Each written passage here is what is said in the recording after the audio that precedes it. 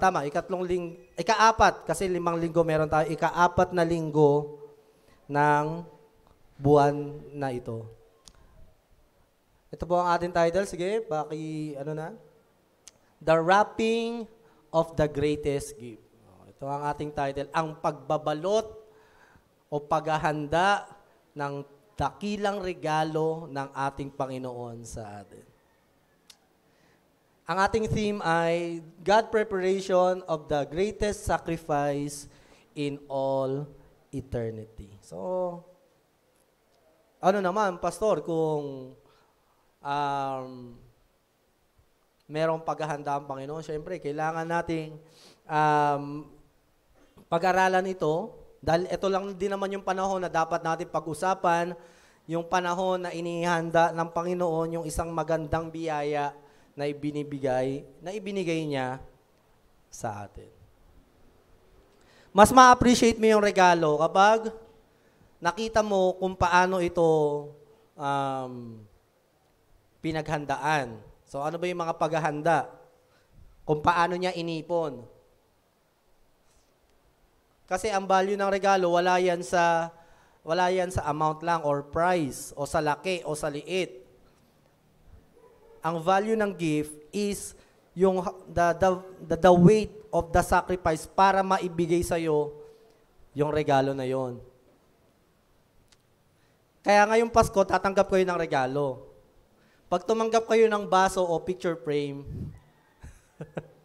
ano ba naman yan? Common. Yun yung lagi na natanggap, no?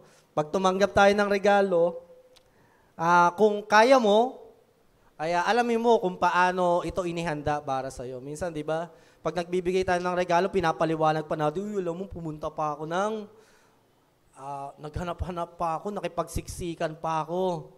Kaso nga lang, minsan hindi nabavalue yung regalo kasi nga hindi natin alam yung story behind para makuha yung regalo na yon. Diba? Hindi man lang ma-appreciate. Yung mga magbibigay dyan ng regalo, huwag kayong magdadamdam pag hindi na-appreciate. Kasi nga kaya nga regalo eh. Bigay mo yan kusang loob. Hindi ka naghahangad ng masuklian yung kabutihang ginagawa mo.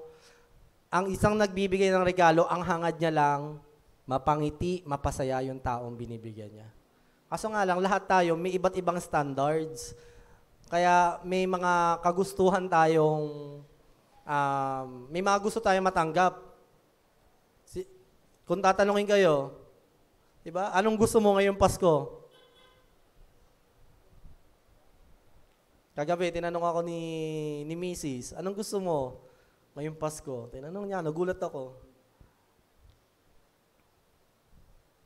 Ikaw, tanongin katabi mo, anong gusto mo ngayong Pasko? May gusto ka ba? Baka may nagtatampo dati dito kasi parang hindi ko ata makukuha yung gusto ko ngayong Pasko Handa agad, no?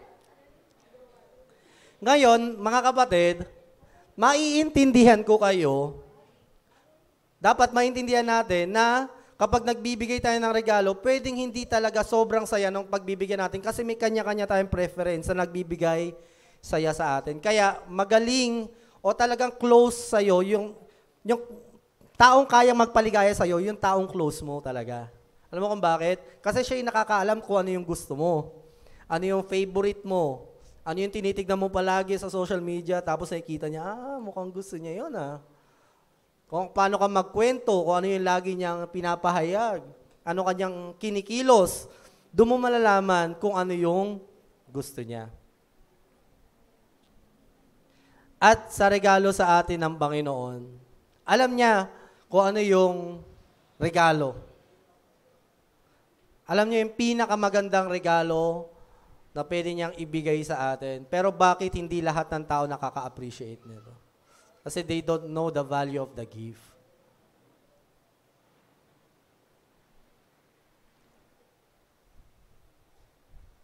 Di nila ma-appreciate yung binigay ng Panginoon dahil maaring hindi pa nila nauunawaan talaga yung binigay sa kanila.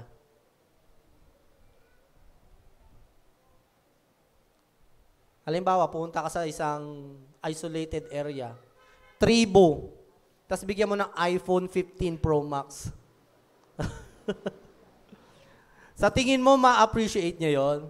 Talagang kung ano yung value nung binigay mo na sa kanya?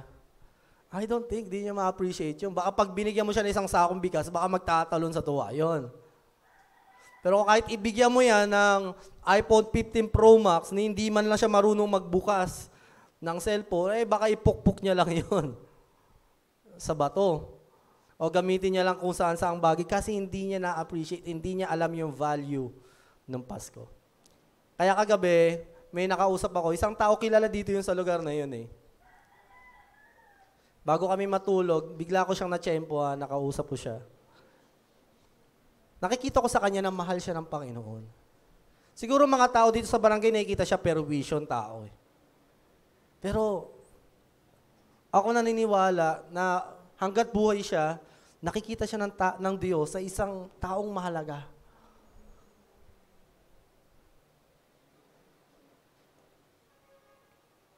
Isang taong may pag-asa, malaki ang potensyal. Isang tao na may kakayahang magmahal din pabalik sa Diyos. Kayang magpakumbaba at maglingkod sa Panginoon. Kaya, personally ako talaga, mas maingat ako sa mga tao na nagsisimula pa lang sa pananampalataya. Mas maingat akong magbigay ng paalala sa kanila, ng warning about sa galit ng Panginoon o parusa ng Panginoon kasi hindi naman talaga pa nila nauunawaan yung pagmamahal ng Panginoon. Kaya sabi ko sa asawa ko kagabi, alam mo dear, mas maiintindihan mo yung mga taong hindi pa tumatanggap sa Panginoon na ganun yung inaasta nila. Kasi hindi pa talaga nila nauunawaan yung pag-ibig ng Diyos. Kumpara sa mga taong nakakaunawa na ng pag-ibig ng Diyos. Kaya ako, mas kampante ako na ibigay yung paalala ng pagtatama sa mga taong nakakaalam na ng pag-ibig ng Diyos. Kaya sa mga taong hindi pa nakakilala. Kasi marami na porket hindi pa nakakaalam ng salita ng Diyos, boboljakin na, no? Parang, pag hindi kayo nagsisi, sa impyerno kayo. Sila ba yung dapat nakakarinig noon? Ang dapat nakakarinig nun, tayong nakatanggap ng pagmamahal ng Panginoon. Tayo yung dapat nakakarinig ng paalala na yon. Ang dapat na naririnig ng mga taong ito, na minsan dumadaan lang sa atin, siguro mga may sakit sa isip, na naglalakad dyan, mga marurumi, ni hindi natin magawang lapitan, siguro mabaho o marumi, sila yung dapat na makarinig o makaalala ng pag-ibig ng Diyos. Dahil tayo tinanggap na natin yun eh. Naramdaman na natin yun, yung pag-ibig ng Diyos. Kaya, pag nakakita ko ng mga ganun tao, salamat na lang din sa Panginoon dati pinagtitripan ko pa yung mga ganyan tao eh. Iniisip ko, kasalanan nila yan, bakit sila nagkaganyan, pagkukulang nila yan. Pero simula naging Kristiyano tayo, nag-iiba pananaw natin. Kakaroon tayo ng pag-ibig sa mga hinahamak ng mundo. At siyang dahilan kung bakit nasa kalagayan, mabuting kalagayan ka ngayon sa Panginoon. Dati rin tayong hamak din.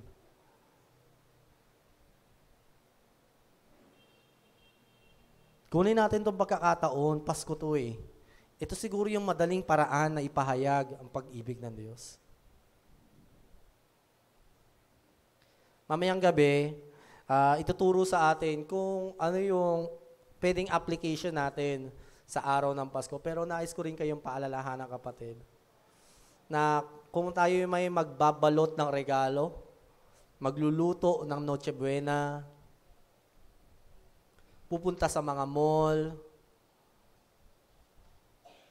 para bumili ng regalo o mga damit, hindi to sa material na bagay. Hindi rin to tungkol sa pamilya natin. Hindi to patungkol na makumpleto ang pamilya sa araw ng Pasko. Although, syempre, yun ay bunga lang. Ang pinakadahilan bakit may Pasko. Kung bakit kompleto ang pamilya dahil sa Pasko. Hindi po doon, mga kapatid, sa pananampalataya. Gawin niyo po lahat ng pagkaabala natin sa Pasko.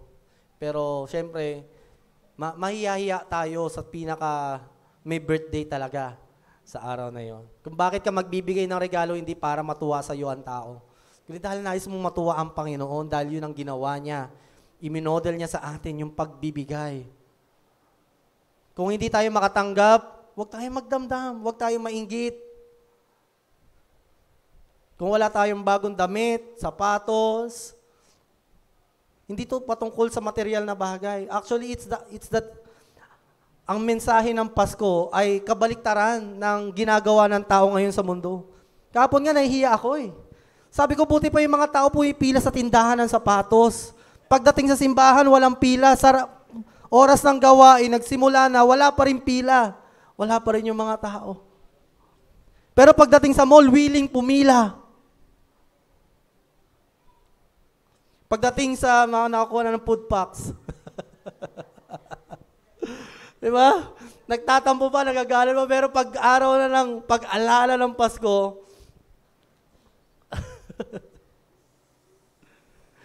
magagalit pa tayo sa barangay. Ano ba yan? Wala pa kaming food packs. Shout out, 109.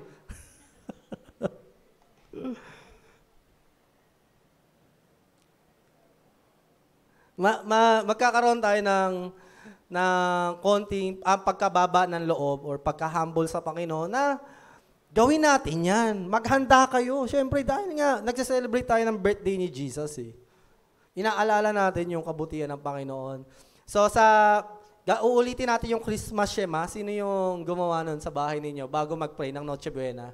Yung may babasahin kayo na Christmas Shema para man lang paalala sa mga mahal natin sa buhay na ang Pasko, hindi to about kay anak, hindi to about kay mama, kay daddy, kay papa. Dito about sa regalong tatanggapin natin, it's about Jesus, the greatest gift. Kaya kapag bago kayo mag-pray sa pamilya, teka lang, syempre tayong born again, tayo tinuturo mag-pray, amen? Bago mag-pray, basahin daw muna to, sabi ni pastor. Para man lang, pagkakataon na rin, na kung bakit ka magiging masaya ngayong Pasko, dahil ito sa ginawa ng ating Panginoon. Kung bakit kompleto ang pamilya, bakit ka malakas. Dahil kung hindi nangyari ang Pasko, wala na. Kung hindi pinanganak ang Panginoong Hesus, hindi natin maiintindihan ang salita ng Diyos. At hindi tayo makakaranas pa ng kahit anong kabutihan sa mundo. Lahat tayo sa impyerno na. Pero salamat sa tunay na diwa ng Pasko. Hindi ito tungkol sa pagmamahal natin sa isa't isa lang. Ito'y tungkol sa pagmamahal ng Diyos sa atin na nagdulot ng pagmamahalan natin sa isa't isa. Pero palakpakan natin ang diwa ng Pasko, ang ating Panginoong Hesus. So, binalot ng ating Diyos, inihanda niya kapag nakabalot ay ayaw mo na agad makita yung loob. Amen? Basahin natin ang unang verse. 1 Peter chapter 1 verse 18 to 20. Alam naman ninyo kung ano ang ipinangtubos sa inyo mula sa walang kabuluhang pamumuhay na minana nyo sa mga ninuno ninyo. Ang ipinangtubos sa inyo ay hindi ang mga bagay na nawawala katulad ng ginto o pilak. Ngayong Pasko, dahil sa Christmas bonus o Christmas rush, ang tawag ko na dyan, Christmas stress eh. Christmas stress, dahil laging patungkol sa material na bagay. Alam niyo po ba mga kabatid, God who is Spirit turned into material, nagkatawang tao, para tayong mga material ay maging espiritual. Mga materialoso tayo, mga materialistic persons tayo, kasi taga-mundo tayo eh. Given na yon. May mga pangangailangan tayo, kaya nga nagtatrabaho, kung bakit nga meron tayong physical church, kasi kailangan natin yun, that's the reality.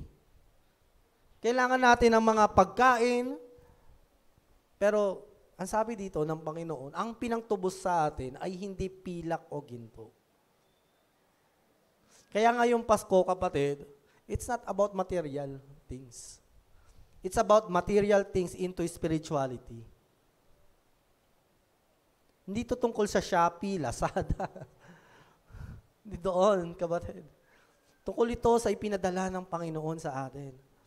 Ang mensahe, ang gusto ng Diyos, hindi para maging materyaloso tayo ngayong Pasko. Ang mensahe sa atin ng Panginoon, tayo materyaloso ay kalimutan ng mga bagay na material. Ngayong Pasko. Ang maalala natin ngayong Pasko ay hindi yung tumanggap ng material, kundi magbigay.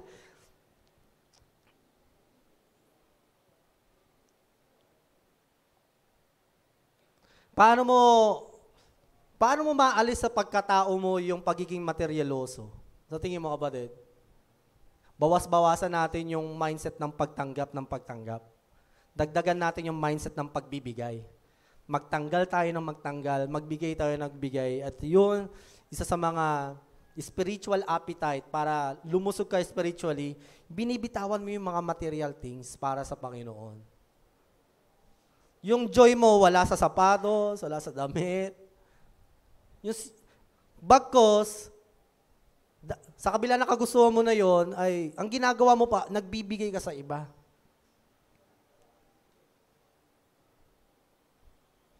Birthday po ni Jesus. Ibigay natin yung regalo sa Kanya. Hayaan natin ang Diyos ang tumanggap ng kagalakan. Total, tinanggap na natin yung regalo ng Panginoon.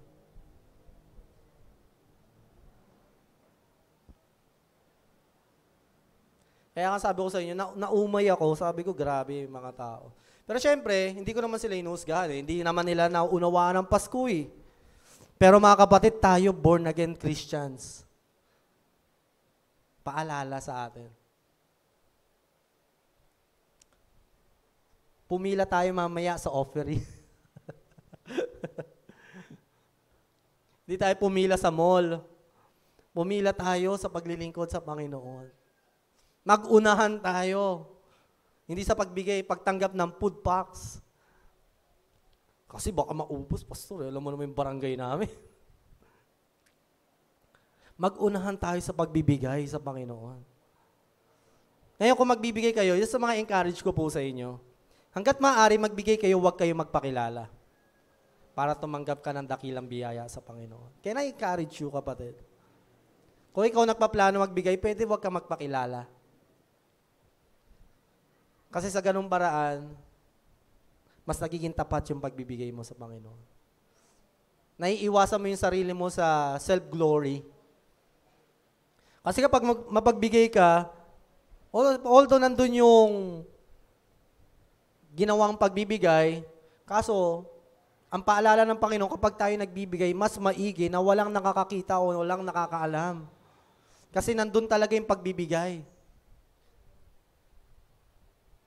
Tsaka, di ka masyado masasaktan. Kasi kapag di na-appreciate, okay lang, di naman alam.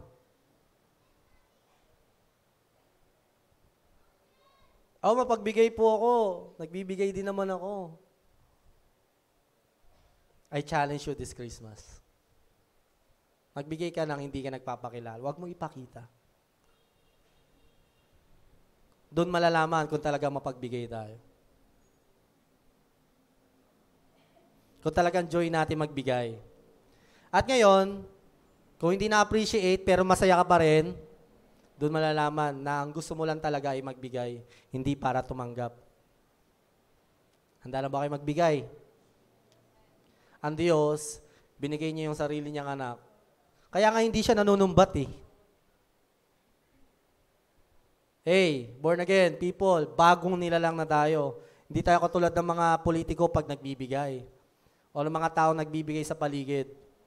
Iba tayo magbigay. Pag nagbigay tayo, galing sa puso talaga. Totoo lang, gusto mo lang magpasaya.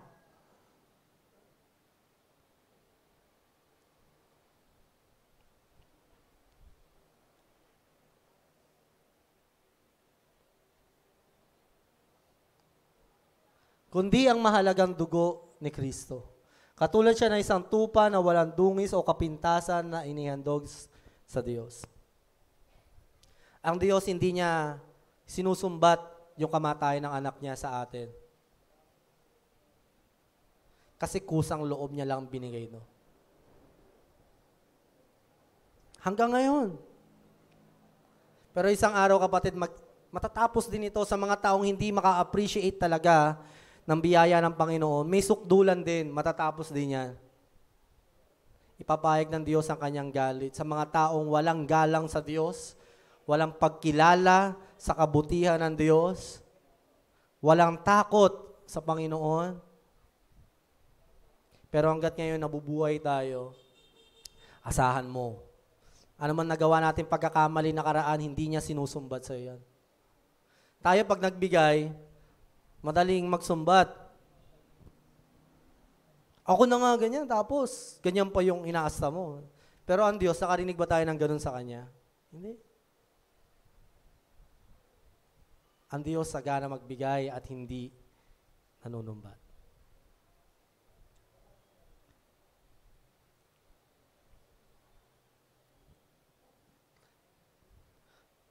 Bago palikain ang mundo, pinili na ng Diyos si Kristo para maging tagapagligtas natin. At ipinahayag siya ng Diyos nitong mga huling araw, alang-alang sa iyo. Kaya gustong-gusto ko yung awit, inibig mo ako noon, paman. Kailan nagsimula ang pagmamahal ng Diyos sa iyo, kapatid?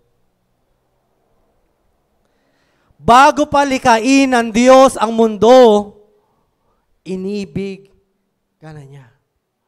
Nakahanda na siya mamatay para sa iyo kung sakali man ang tao ay magkamali. Ang plano ng Diyos, hindi ka magkakamali. Naniniwala siya kay Eva at Adan eh. Pero sabi niya, kahit magkamali, parang ngayon yung mensahe niya, kahit magkamali ang tao, handa si Jesus mamatay para sa ating mga kasalanan. Bago ka pa man din ipanganak ng iyong magulang, di ba? Ang mga magulang mo, ano na inihanda sa'yo? Gatas, lampin.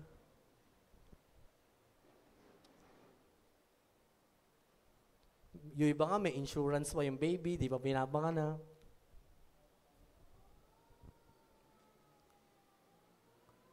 At mga magulang, matanong ko po kayo. Nung nasa sinapupunan po ninyo ang inyong anak,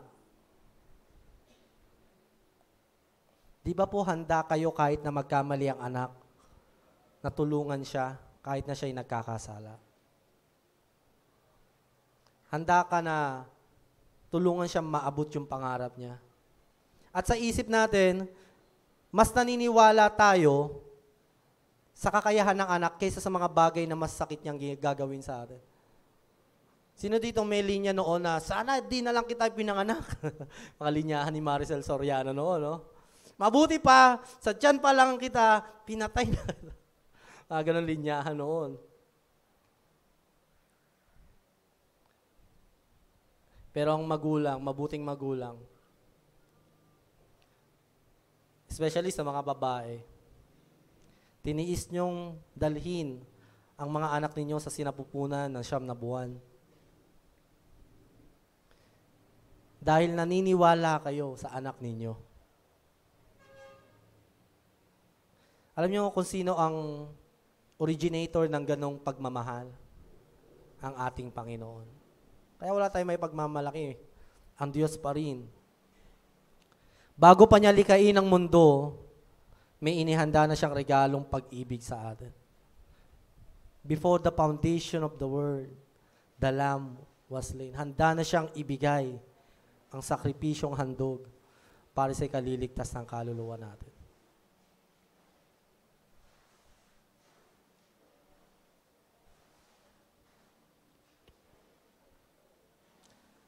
Ganyan po ang regalo ng Diyos sa atin. Ganyan niya ibinalot yon. Sa Old Testament, marami siyang binanggit na paghahanda na gagawin ng Diyos bago mo matanggap yung regalo na yon. Next week, ang ating topic is unwrapping naman, no? Yung pagbubukas or unboxing ng ating regalo ngayon, mga kapatid. Ngayon, para ma-appreciate natin tong regalo. Sino dito, alam mo yung regalo, maganda na, balot pa lang. Oh, ganda. Ganda ng balot. Sino, pag naka-plastic. Ano naman? Alam mo na ata, alaman niya, no? Tapos yung may tenga pa, no? Yung binalo, tapos may tenga pa. Alam ko na. Pitchel to.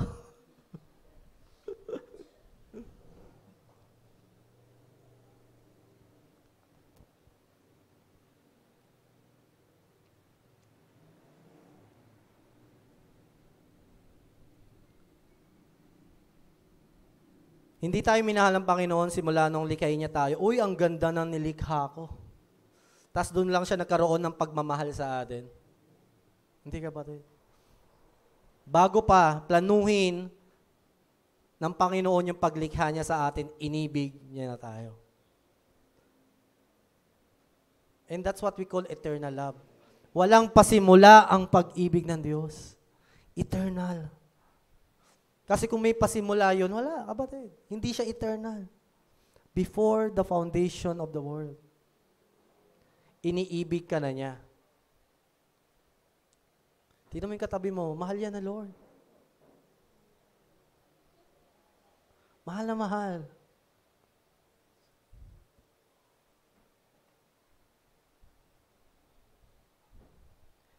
Hindi niya tayo minahal nung sumusunod na tayo, nagsisimba na tayo, mabait na tayo, matagal niya nang pinatunayan yung pagmamahal niya sa atin. Ngayon kapatid, sinasabi ko ito sa iyo, ano naman sa iyo?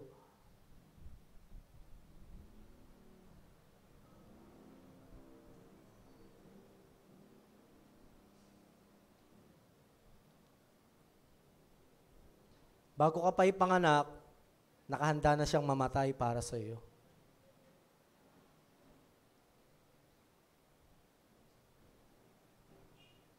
Salamat dahil hindi tayo ignorante dyan, lalo na sa mga pinalaki ng magulang. Alam natin na may mga taong handa ding mamatay para sa atin at ang ating mga magulang yon. Kaya nung sinabi ng Panginoon yun, ay madali nating natanggap. Pero sa mga taong hindi nakaranas ng talagang pag-ibig sa pamilya, minsan nahihirapan silang tanggapin yun eh. Pero alam mo kapatid, ito ang katotohanan. Mahal ka ng Diyos.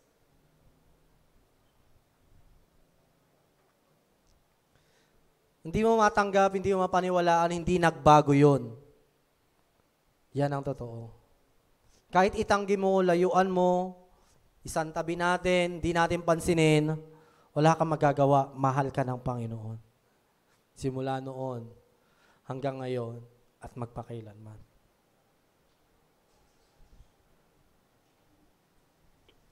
Ano ang mga sitwasyon natin, madaming problema sa pamilya o sa sarili, mahal ka ng Panginoon. Mahal na mahal. Walang sukat paglagyan. Sana kung sino man sa atin, nahihirapan tanggapin ito, panalangin ko isang araw, matanggap mo na. Sa atin naman nakatanggap na, panalangin ko, pahalagahan natin. Pagbulay-bulayan natin. Appreciate the gift of the Lord. Huminto tayo sandali, umupo sandali, o gumising ng umaga at isipin man lang gaano tayo kamahal ng Panginoon. Siguro, para siyang isang gamit na nasa sulok lang, na alikabukan na, kapatid, buklatin mo ulit, tanggalin mo ang agyo, appreciate yung binigay sa iyo ng Panginoon.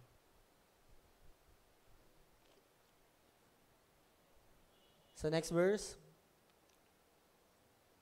Ito po ang prophecy ni Isaiah patungkol sa ating hari na darating. Basahin natin to na parang hindi natin kilala si Jesus, okay?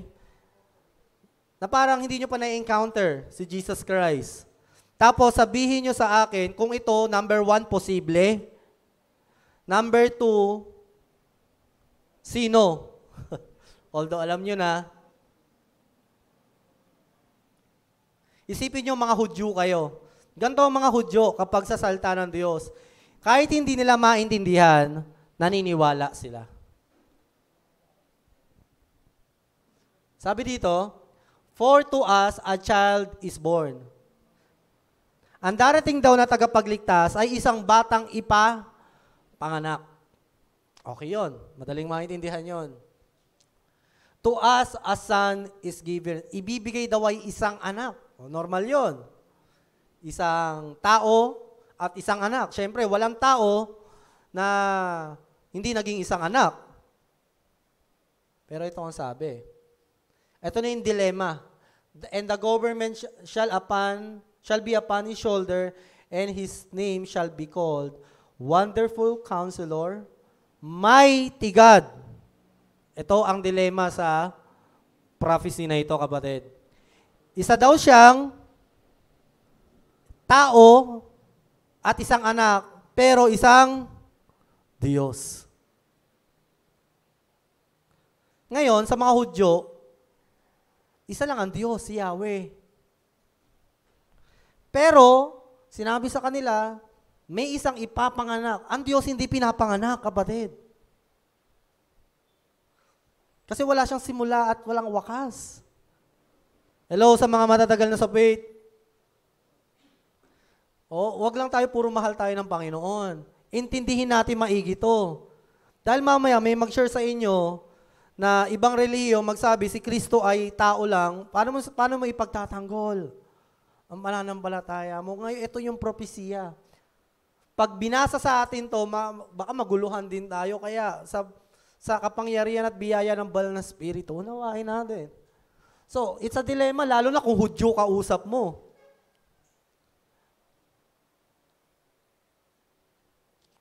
At isang everlasting Father. Siya daw ay tatawaging walang hanggang Ama. Kapatid, another dilemma sa prophecy na ito. Isipin nyo, kunwari, hindi natin kilala si Jesus, ha? Binabasa lang natin ito. Siya daw ay tatawaging isang walang hanggang Ama. At prinsipe ng kapayapaan. Ito problema, ama siya pero prinsipe. You see the wonder of God. Of the increase of His government and of peace, there will be no end.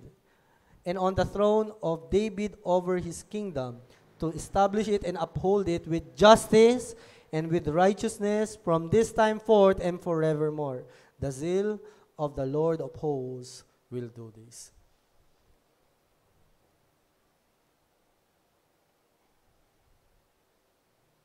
Ngayon mga kapatid, habang binabasa natin ito, mapalad ka. Kilala mo na si Jesus. Dahil kung hindi mo kilala si Jesus, at kung hindi pinanganak si Jesus, maaaring hanggang ngayon wala, hindi natin maintindihan to. Alam natin, kaya na natin ipaliwanag yan. Amen? Alam natin kung paano ipapaliwanag na ang tagapagligtas ay isang tao na ipapanganak, tatawaging anak, ngunit tatawagin din siya ang isang mabuting tagapayo. Ngayon yung counselor na sinasabi dyan, hindi yung nagbibigay ng advice. Ang counselor na sinasabi dyan, yung parang lawyer, tagapagtanggol, tagapamagitan, isang kahanga-hanga na tagapamagitan.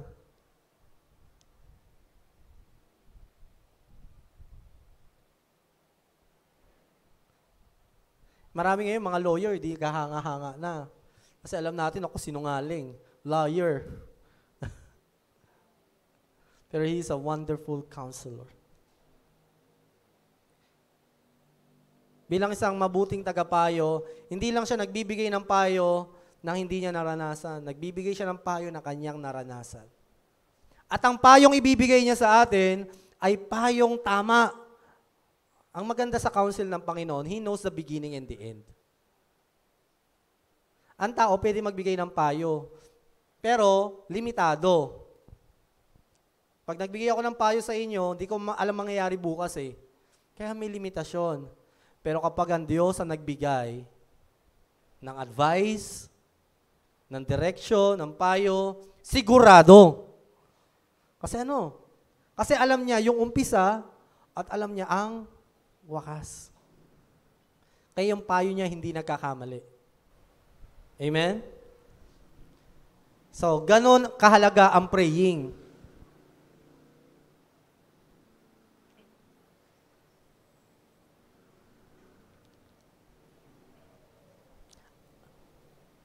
Minsan naiingit tayo mga Kristiyano sa mga tao nagtatagumpay pero hindi Kristiyano, no? Eh, ba't sila nagtatagumpay? Pero di naman sila nananalangin, hindi sila nagpipray. Tayo magkanda, ubod pasa na ang ating mga tuhod. Kung makakalyuhan man at kung nananalangin man tayo, hindi tayo nakakaranas ng mga ganong tagumpay na nakita natin sa mundo. Alam mo kapatid, kung ano talaga anihin mo at itanim mo, aanihin mo talaga. Siguro kasi talagang masipag sila. Kaya nga sabi ng Panginoong Hesus, mabuti pa yung mga taong makamundo. Marunong silang dumiskarte kumpara sa mga anak ng Diyos. Hindi niya ina-appreciate yung pandaraya ng tao. Ang ina-appreciate niya, ang mga makamundo, gagawa at gagawa ng paraan kahit masama, makuha lang ang gusto nila. Pero ang mga anak ng Diyos daw, hindi daw ganon. Pero hindi tayo, amen? Iilan lang naman yun. Ngayon, tayo kasi mga Kristiyano, alam nyo, maraming bagay sa buhay natin, kung mapanalangin ka, if you are a prayerful person, marami kang bagay na nararanasan sa buhay na higit sa dapat mong tanggapin. Halimbawa ko mag-aral from high school to college, ano lang ang dapat kong tanggapin? Diploma ng bachelor's. Hindi ako dapat tumanggap ng master's or doctorate. Kasi yun lang yung ginawa ko. Pero parang ganito yung shortcut natin bilang mga Kristiyano. Nag-aral ka ng high school and college, hindi lang bachelor's degree ang tinanggap mo. Dahil nananalangin ka, kasama mong gumagawa ang Panginoon. Kaya marami sa mga taong mapanalangin, marami tayong tinatanggap na higit sa ating ginawa sa isang buong araw. Sino ditong biglang nakatanggap ng malaking blessing? Hindi mo naman inaasahan. The power of prayer. Kaya may ginagawa talaga ang Diyos higit sa mga tao na nananalangin kaysa sa mga hindi. That's katotohanan yon. May ginagawa talaga ang Diyos sa mga sumusunod kaysa sa mga hindi at walang takot sa Panginoon.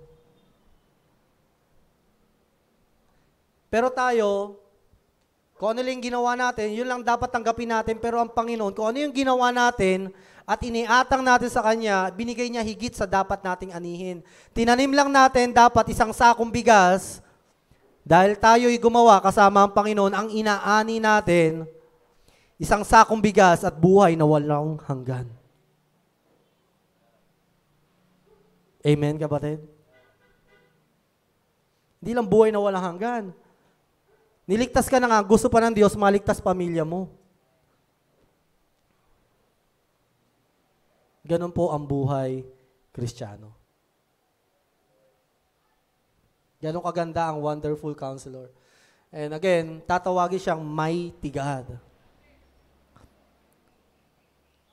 Hindi ko na ipapaliwanag yan sa inyo. Alam nyo na si Jesus ay tao at Diyos. Amen? Isang Diyos na nagkatawang tao. Nasagot po ba yung prophecy na ito? Kung hindi pinanganak si Jesus, kapatid, hanggang ngayon, hindi pa rin natin mauunawaan yan.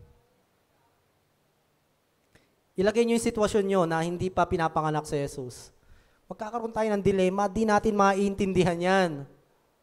Paano yan? Diyos, tas ipapanganak.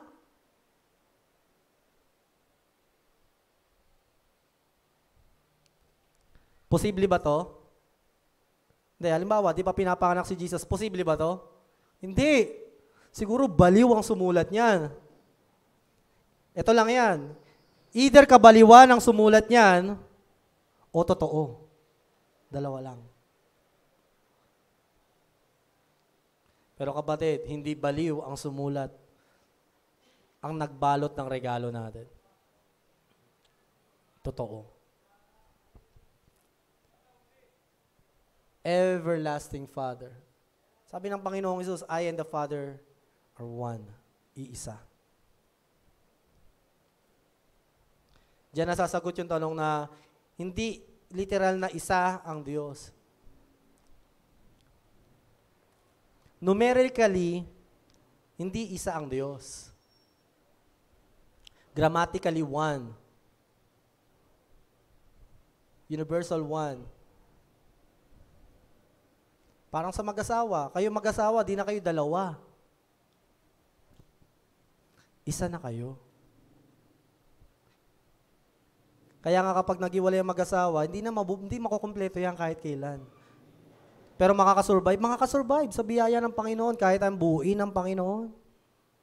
Pero habang buhay na tayo na lagi na lang na parang isa na lang. Ay, hindi ka mabubuo bilang isang-isa. Kaya sa mga mag-asawa dyan, isa na kayo. So, doon natin naunawaan na hindi porket isa ay isa lang. O isang piraso. Pwede na 2 o 3 ay maging isa. At ang ating Diyos Ama, Anak at ang Banal na Espiritu ay iisa.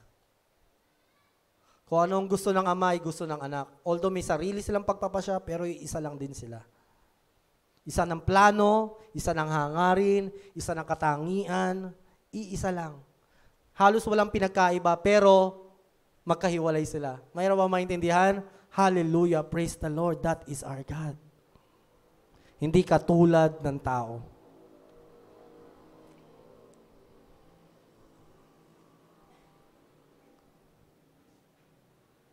And the Prince of Peace. So, hindi na natin masyado ide-detalye pa yan, pero yan kapatid, ang propesiya, sinabi ng Panginoon, paano niya binalot yung iyong dakilang regalo. Maganda ba yung pagkabalot? Approve. May excite ka na? Ano kayang laman nito?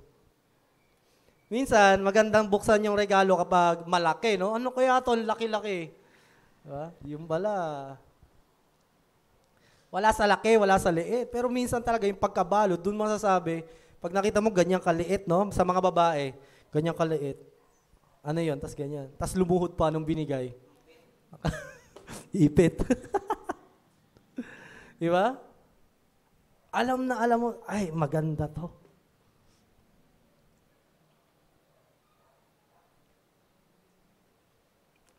Hindi lang siya maganda. God really made an effort. Alam mo yung pagbabalot, ang Diyos nagbalot talaga eh, no? In-effortan talaga eh.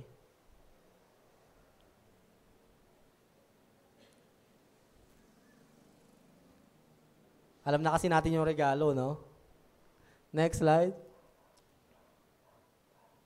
Ang tawag dito sa theology is proto-evangelion. Ito yung unang prophecy talaga ng ating regalo sa Panginoon. I will put enmity between you and the woman, and between your offspring and her offspring. He shall bruise your head, and you shall bruise his heel. Sa story na ito yung nagkamali si Eva at Adan, at ibinigay niya ang parusa hindi kay Eva at Adan. Ibinigay niya ang parusa sa lupa, at ibinigay niya ang parusa kay Satanas, o sa serpent.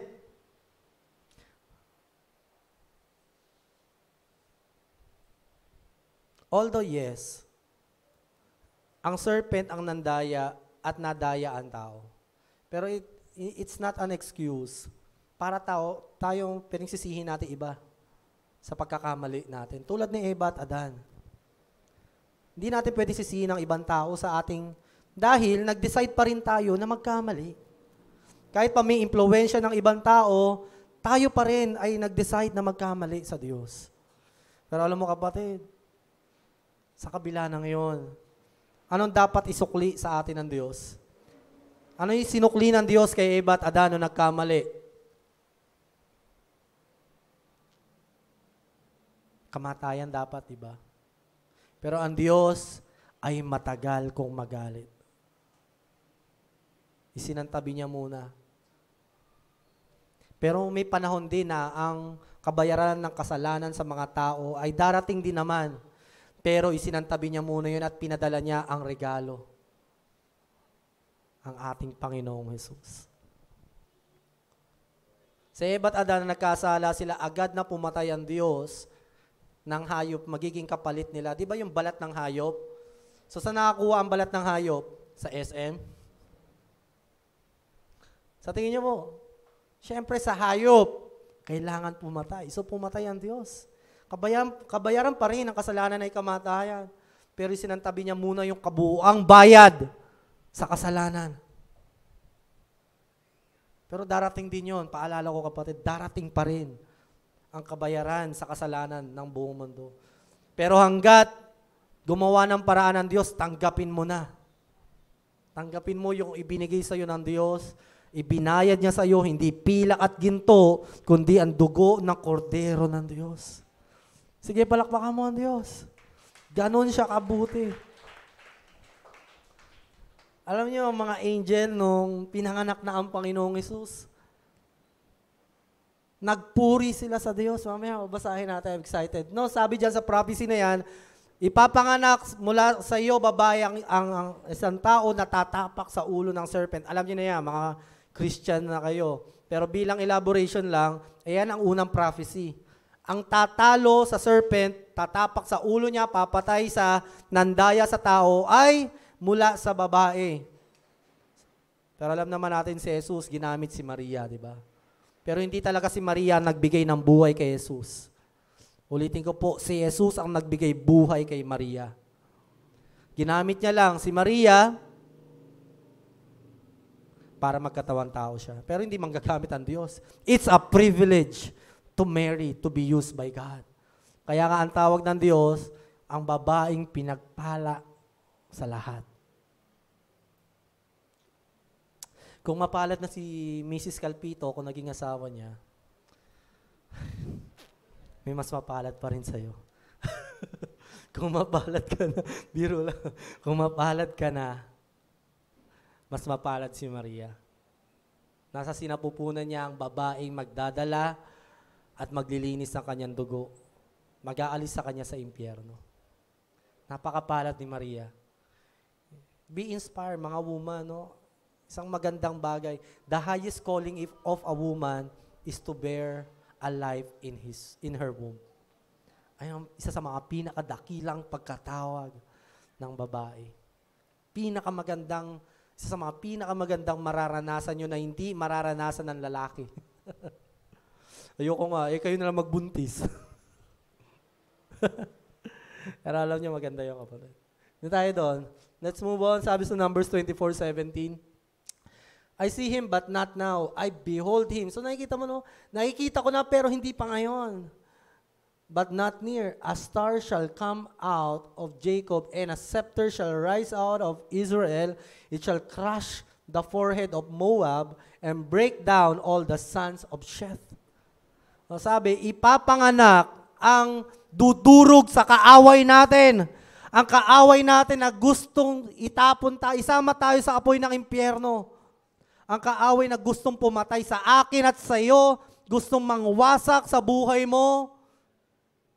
Ang kaaway na gusto kang bigyan ng kalungkutan, anxiety, depression, na ngayon ay kaibigan ng mundo, na akala nila ay kaibigan nila.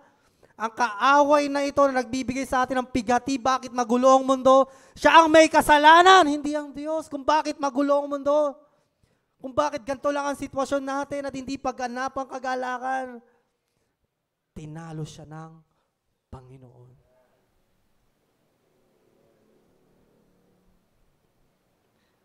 Please don't blame God kung ano yung hardship na nararamdaman mo ngayon.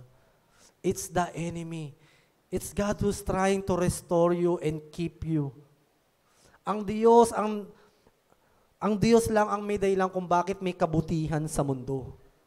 Hindi ikaw, hindi ako, hindi ang magulang o mabubuting tao, kundi ang Diyos ang nagdudulot nito.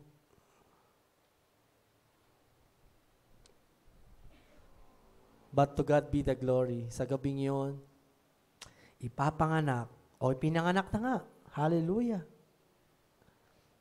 Ang isang sanggol na tuturog sa ulo ng iyong kaaway. Wala ka ibang kaaway sa mundo, hindi ang mga tao sa paligid mo. Hindi ang gobyerno, hindi ang kung sino man ang kaaway natin, hindi rin ang mga mga Hamas o Palestine, Israel, hindi yan ang kaaway. Ang kaaway yung espiritu na nandadaya sa tao. At ang kaaway na ito, hindi natin kayang talunin. Kaya dumating ang ating tagapagligtas na tumalo sa kanya. Ito si Satanas, loser to. Talo na nga siya, lumalaban pa, hindi nga naman talagang tanga. Amen? Talo ka na nga, lumalaban ka pa, nagmumukha ka nang. Sa salitang di ba, sa Tondo, ang word na tanga is common language siya. Sa iba kasing lugar, parang mura yun di ba?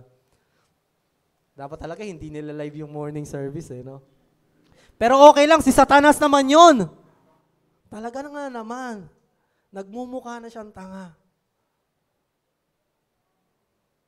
Talo na, lumalaban pa. Pero alam mo kapatid, wag tayong tanga na yan, wag tayong magpadaya sa tanga. Dahil mas malala pa ang mga taong sasama na lang sa kanya. Gusto kitang gisingin sa katotohanan. Isuko mo ang buhay mo sa Panginoon. Hindi katulad ng mga buong mundo, pinupuri pa sa Satan. Hail Satan, mga mali. Malaking pagkakamali. No one can mock God. Pero kung nagawa natin yun, salamat, ginawa ko rin yun noon, no? I mock God kasi di ko pa siya kilala Pero thank you sa biyaya ng Panginoon. Dati inaalimura ko siya, naalimura natin siya. Pero ngayon, di ba? Hindi natin kayang tumingin sa Panginoon. Nahihiya tayo sa Kanya, sa kabutihan niya, sa biyaya niya.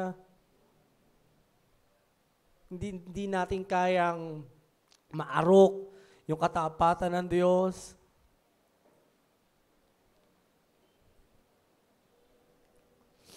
Tinalo ng Panginoon ang ating kaaway. Hallelujah. Praise the Lord. So next verse. Behold, the days are coming, declares the Lord, when I will rise up for David a righteous branch, and he shall reign as king, and deal wisely, and shall execute justice and righteousness in the land. So pareho lang din to ng verse. Makita natin na magmumula sa lahi ni David. So si David, tao lang yun, di ba? Bakit magmumula sa kanya ang Diyos? Pero alam na natin ang kasagutan. Ginamit lang sila ng Diyos upang magsakatawan tao ang Panginoong Hesus. Si Jesus ay Diyos. Jesus is Lord. Ang sabi niya sa Roman, anyone who confess that Jesus is Lord shall be saved. Kaya ang mga taong nagsasabing tao lang si Jesus, they are not saved. Hindi relihiyon ang nagligtas sa tao. Hindi ang organisasyon, kundi ang mga taong naniniwala sa mga pahayag na ito ng Panginoon. Kaya pag naglalagay tayo ng star sa Christmas tree, that's the Star of David. It's a reminder. Paalala na, wow. Isang bituin na nagtuturo kung saan ipapanganak ang tagapagligtas. O kaya sa mga hindi pa nakakaalam yan, ayan po ang ibig sabihin yan. Alam niyo po, kung sa panahon natin nangyari yan, ang mga NASA, magkakagulo sila pag may nakita silang isang star na biglang sumulpot. Kasi lahat yan kalkulado At yung mga wise man, mga astronomers yun, in my understanding, napag-aralan nila yung pagkilos, pag-ikot ng buwan, yung mga bituin, alam nila yan, bilang nila yan, pero nagulat sila, biglang, hindi dapat nangyari, may isang bituin na nakatutok sa bayan ni David. Siyang prophecy. The Star of David. So next. But when the fullness of time had come, God sent forth His Son, born of a woman, born under the law, to redeem those who were under the law, so that we might receive adoption as sons. Mga kapatid ko dito sa ICF, kanina ang ganda nung inaawit natin, we came for you. Alam mo, hindi pumunta kayo dito ngayong araw because of the Lord. Hindi dahil sa ICF o dahil inutusan kayo ng pastor. We came here with only one motivation, to experience God. Siya lang. Wala nang iba. Ano man yung iba't ibang gawain natin sa weekdays, walang ibang dahilan, hindi dahil sa commitment natin, but we came only for God.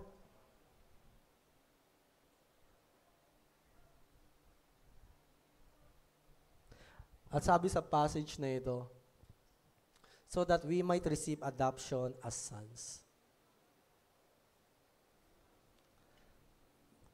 Christmas again, kanina sinabi ko na hindi ito tungkol sa pamilya. Pero hanggat single ka naman, mag-celebrate ka naman ng Christmas sa pamilya mo.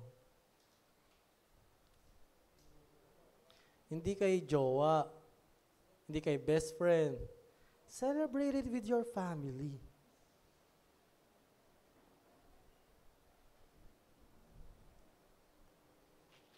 Ginawa ito ng Panginoon dahil gusto niya maging bahagi tayo ng kanyang pamilya.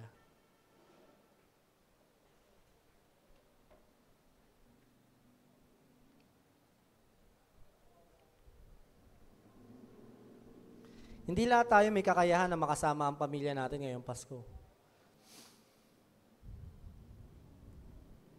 Pero kung kaya natin gawa ng paraan, gawin natin. Kaya nga, di ba, iba tinatawag diyan, kahit man lang, isang beses sa isang taon, makasama ko yung pamilya ko. Kaya nga marami nag-uuwian mula abroad ano makasama ang pamilya. Saan nanggaling yung kagustuhang yan? Sa tao lang ba? Hindi, galing din sa Diyos. He is the originator of the family. Kaya kung mahal na mahal mo ang pamilya mo, kapatid, ayaw mo silang mapahamak, huwag mong kalimutan ang Diyos mo. Kasi siya magpapanatili ng pamilya. Gusto mo maging malusog ang anak mo, magtagumpay sa buhay, dalhin mo sa Panginoon. Ibigay natin yung pag-aaral, yung asawa mo. Gusto mo, ayaw mo mawala ang asawa mo, dalhin mo sa Panginoon. Maraming tao pilit inaayos ang pamilya, pero nakakalimutan yung nagdisenyo ng pamilya. Ang Panginoon. Hindi yan sa pagluluto ng masarap na ulam. Pero ginagawa natin yan. Hindi yan sa kung ano mang ginagawa nating kabutihan sa ating pamilya. Pero kasama yon. Dapat bunga na lang yon ng pinakadahilan natin. Ang Diyos ang may dahilan bakit tayo may pamilya. Bring them to God. Kung sinisigurado mong hindi sila nagugutom araw-araw, siguraduhin mong araw-araw, malinaw sa kanila ang biyaya ng Panginoon. I don't know kung paano nyo gagawin yon. Pero gawin natin yung kaparaanan ng Diyos, hindi ang paraan natin. Let His way, not our ways. Gusto mong maging masaya, let His ways, not our ways. Siya ang nagdisenyo ng kagalakan sa buhay ng tao. Do not think that I have come to abolish the law or the prophets. I have not come to abolish them, but to fulfill them. Salamat, pinanganak ang Panginoong Isus, kaya naiintindihan natin ito. Kung di pinanganak ang Panginoon, pero alam mo, mapalad tayo. Maraming tao, alam ang istorya ni Jesus, pero hindi naniniwala. Ang tanging tao nakakaunawa lang o talagang tunay na natanggap nila ang biyaya ng Panginoon ay mga taong tinulungan ng banal na Espiritu na tanggapin ito sa puso nila. You are blessed, di dahil mas magaling kang umintindi, kundi dahil hindi ka mas malinis ang puso mo, kaya tinanggap mo si Jesus. Mga kapatid, wala to sa character. Ito kasi, ganyan ka kasi. Ito yung pamilya mo, kaya natanggap mo si Jesus. Hindi, kapatid. Dahil sa banal na Espiritu. If you want your family to be saved, pray for them. Ask God. Kaya mo tinanggap ang Panginoong Jesus, kaya totoo siya ngayon sa puso mo dahil ang Diyos na kumilos sa puso mo. Hindi mo matatanggap ang istorya na ito at hindi magiging totoo ito sa iyo kung hindi kumilos ang banal na Espiritu sa iyo. Kaya mapalad ka. Sabi mo sa katabi mo, you are blessed. Pag sinabing mapalad, may bagay na tayo natanggap hindi dahil sa ating ginawa. May bagay tayo natanggap dahil sa ginawa ng iba. At ang iyong kaligtasan, pagtanggap mo kay Jesus, ay gawa ng Panginoon. Next slide. Glory to God in the highest, and on earth peace among those with whom He is pleased. Hallelujah. So, sa Tagalog, purihin ang Diyos. Sa langit may kapayapaan na sa lupa at sa mga taong kinalulugdan niya. Alam mo kapatid, sinabi to ng mga anghel sa mga pastol nung gabi na yon. Ang sabi nila, purihin ang Diyos.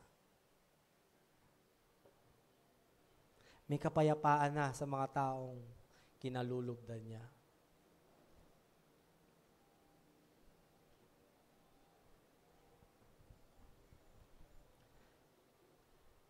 Ako personally, as I read it, nakakaramdam, siguro yung mga angel nito, nakakaramdam ng inggit. No? Parang godly jealousy. Kasi napapuri sila sa Panginoon. Alam niyo ba, ang mga anghel nagkasala, pero hindi sila iniligtas ng Diyos. That's grace. Kasi hindi naman kailangan ng Diyos mamatay para sa ating mga kasalanan. Mabuti para sa ating mapunta sa impyerno kasi yun ang nararapat. Yun ang mabuting hustisya. Ang sumusunod sa Diyos, sa langit. Ang hindi sumunod sa Diyos, sa impyerno. Pero tayo na nagkasala, tayo na nagkamali. Ito ang grasya ng Diyos, kapatid. Hindi niya ibinibigay basa-basa o kanino lang. Ibinigay niya lang sa tao. Parang mas deserve ng angel, no? No. But God gave His life to men. Napasabi ang mga anghel, talagang kinalulugdan kayo ng Diyos. Sa lahat ng nilikha ng Diyos, kayo talaga ang pinakagusto ng Panginoon. Natutuwa siya sa inyo. Kaya mga tao sa paligid natin yan, kahit pa anong sama niya, hanggat nabubuhay yan, kinalulugdan niya ng Diyos. Kahit pa nagsasyabu yan, kahit pa nag-iinom yan, kahit pa walang yayan sa pamilya niya, hanggat buhay yan, may puwang sa puso ng Diyos, nakalugdan ang tao na yon. Kaya nga niya binibigyan ng pagkakataon. Kinalulugdan niya ang tao. Sino ang tao para kalugdan ng Diyos? Meron bang bagay na kapuri-puri sa tao?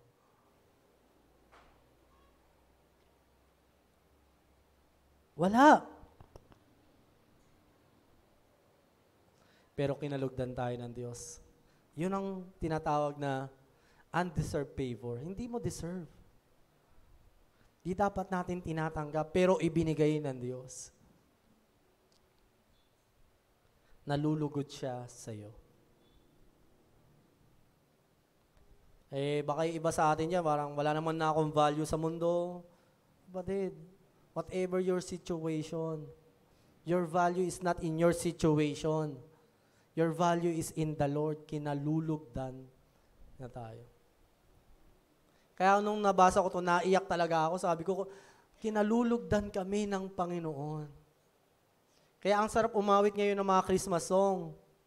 Kanina nga, akala ko, nakaredy na ako eh. Sabi ko, tatalon talaga ako sa tuwa kapag may mga praise song talaga. Kasi medyo mabagal yung praise song. Ganun lang ako. Wala namang problema doon. Okay yon.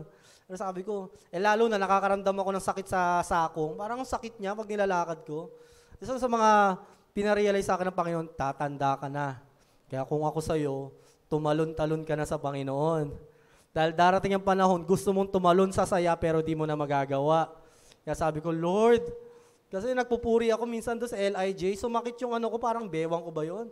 Sabi ko, naku, gusto kong kumembot, gusto kong itaas yung kamay ko. Sabi ko, parang sakit ng katawan ko Sabi ko, naku Lord, sorry. Dapat pala kapag pag oras ng papuri, purihin na kita. Kasi darating ang panahon, hindi ko na maipapadyak yung paa ko, nagtaas ang kamay, tumalon, sumigaw, kahit pa gusto ko. Kaya susulitin ko na.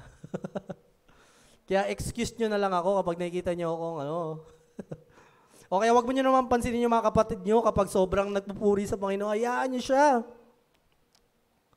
Pag sa mga piyestahan, grabe tayo makagiling-giling ah. Pag sa Panginoon, di ba? Ang sabi nga ng isang mensahero ng Diyos, are you a fool for Jesus or a fool for this world? Pag nakatanggap tayo ng ayuda, yeah!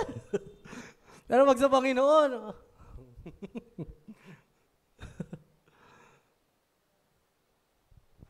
napapasigaw pa.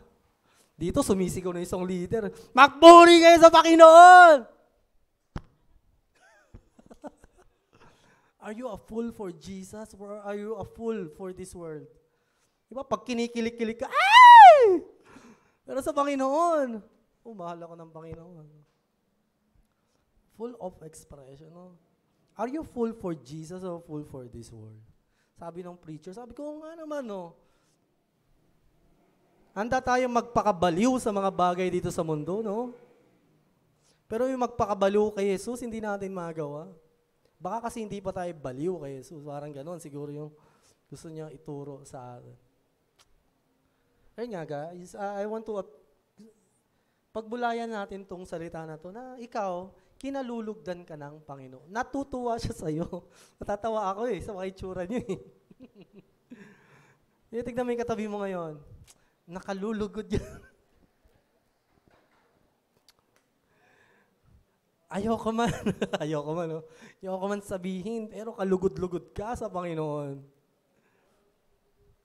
Wala ganun ang Diyos. Ganun tumingin ang Diyos sa mga tao. Ganun kanya tinitignan. So wag kang malungkot this Christmas. God is pleased with you. Napapangiti siya kapag nakikita niya. Sabi nga yung mga anghel talaga, ang mga tao na pinanganak ang Diyos, tinupad ng Diyos ang kanyang pangako sa mga tao, kinalugdan talaga niya. Ang mga tao, mahal na mahal niya. Waring ibigay niya ang sarili niyang anak para sa ikaliligtas ng kaluluwa nila. Ang anak ng Diyos hindi binigay sa anghel, ibinigay sa iyo. Hindi niya sinabing natutuwa ako sa iyo kasi hindi sa salita, sa gawa ginawa ng Panginoon. Dito tayo magtatapos, kapatid. Let's receive. Simulan na natin ang tamang Christmas. Behold. Sabi sa behold, di ba? Behold. Still. Tumayo ka, pakinggan mo. Magbigay ka ng atensyon. The virgin shall conceive and bear a son. Ang isang birhen ay magbubuntis at manganganak ng isang lalaki at tatawagin siyang Emmanuel. God is with us.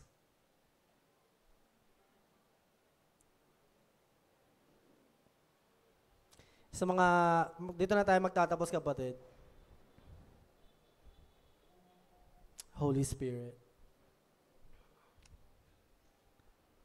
Ikaw ba magbibigay ka ng regalo sa hindi mo kinalulugdan?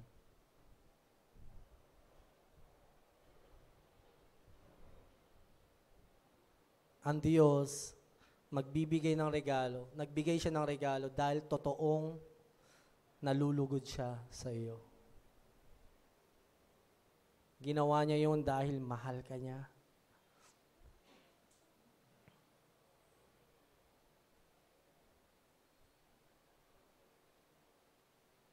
Ang regalo binibigay ng kusang loob.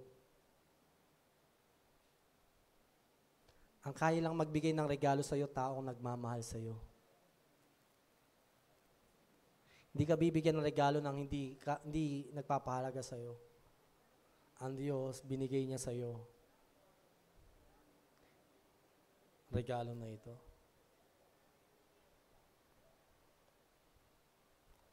Ang regalo ay bunga ng pagmamahal. Bunga ng kagalakan.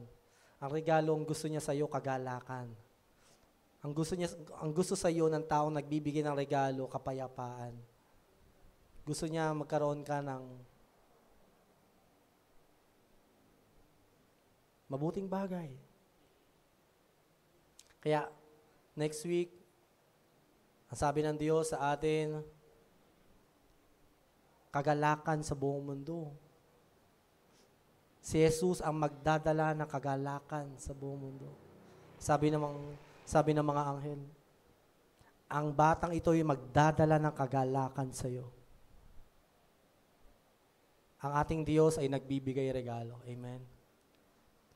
Our God is giver. Hindi lang siya nagpo-provide. He gives gifts. Hindi lang niya binibigay yung pangangailangan natin. Binibigay din niya yung magpapasaya sa atin. Hindi lang siya concerned na ma-survive mo ang buhay na ito. Ang concern niya maging masaya ka sa buhay na ito. But it's only possible. Kung hindi ka masaya, kapatid, I challenge you, receive your gift today. Baka ito na yung panahon para sa'yo. O ito na yung panahon para maging sariwa yung binigay sa'yo, biyaya ng Panginoon. Aming Ama sa langit, maraming salamat po sa biyayang handog na binigay mo sa amin. Tulungan mo kami na marinig ang personal na mensahe mo sa amin, hindi lamang sa aking itinuturo o sa aming pinag-aaralan ngayon, hindi lamang sa pagkaunawa ng isip ng isang tao, kundi sa pagpapaunawa ng banal na Espiritu. Inaalay ko sa iyo ang mga tao na ito, nagpunta sa lugar na ito, nakasama namin online. God, wala sa laki ng effort, ang mahalaga na ikita mo yung katapatan namin sa paglapit sa iyo. Kasing liit man ito ng butil ng mustasa, salamat po sinuklian mo ito ng isang biyaya na higit pa sa laki o lawak ng kabundukan at karagatan. Thank you po sa iyong presensya at naway sakupin mo kami ng kagalakan at kapayapaan na siyang dapat nararanasan namin sa araw ng Pasko. Ilayo mo kami sa anumang mga maling pag-uugali o paghahangad at mga material o maling pag-iisip sa araw ng Pasko. Preserve your people, Lord. Hayaan mo po na ang Pasko na ito ay magdulot lamang ng kapurihan sa iyo. Thank you for this gift, Lord. Salamat po. Sino kami para bigyan mo ng regalo, God? Thank you for the surprise, Lord. At ikaw ang maghari sa mga kapatid namin online sa kanilang mga kanya-kanyang pinagdaraanan at pangangailangan sa iyo. Sa pangalan mo, Panginoong Hesus. Amen.